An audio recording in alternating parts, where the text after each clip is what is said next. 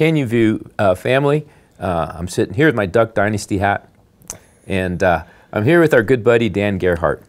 And Dan, before 2008, you had a successful career in business here in the Valley. Can you describe what you were doing? We were building homes here in the Valley, and quite a few homes at that.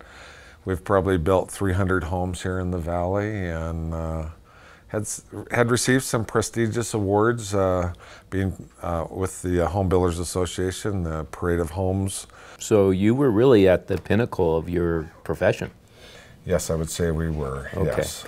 2008 hits, and the recession, boom, hits the Valley. What has happened to you guys subsequently of that?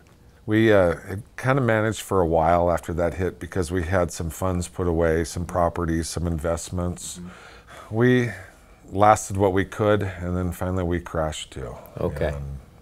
Kind of like at 60-some years old, or about 60 at that time, and kind of feeling like having to start over again. Okay. Now God has done something in your heart through this. And how would you explain what that is? We had a lot of earthly blessings through our business, financially, but you know, I kind of closed the door on the Lord, and He took the back seat. And the honey wasn't sweet enough, I guess. And I guess I have to say that the Lord let the vinegar or the gall come into our lives. It would be a good way of putting it.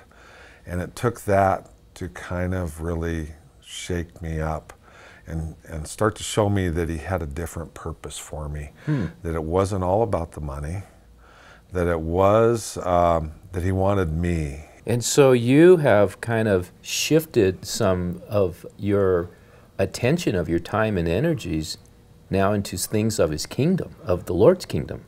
And yes. Can you tell us what you've been doing? Well, you know, this church is a wonderful teaching church. And so I started, you know, all the years I've gone to church, you know, kind of, like I said, I guess I'd like to say I was a superficial Christian for many years. And, but the church here with the teaching, especially a foundations class, really opened up my eyes as to the gifts that the Lord had bestowed upon me. He was right outside the door, but I had the key to let Him in, and I never let Him in. But this made me realize that I had to let Him in. And now you're serving Him with realizing the gifts that He's given you, and He's using you very significantly in your prayer ministry, and also in what you're doing, leading the ministry at the atrium. Yes, and that came about too, and I felt something in my spirit that something was going to happen. You know, I spent some time in the hospital here last Thanksgiving, and it was very... that was a tough go. It was it changed me. And I prayed and prayed, and, you know, and I asked the Lord why on other things in our life, but this time I didn't ask why. It's just, Lord, I know You have something new and exciting for me. Give me the strength, give me the discernment to know what it is, and start me down that path, and I want to go now. It's when we stop thinking it's all about us, it gets better. Well, thanks, Dan.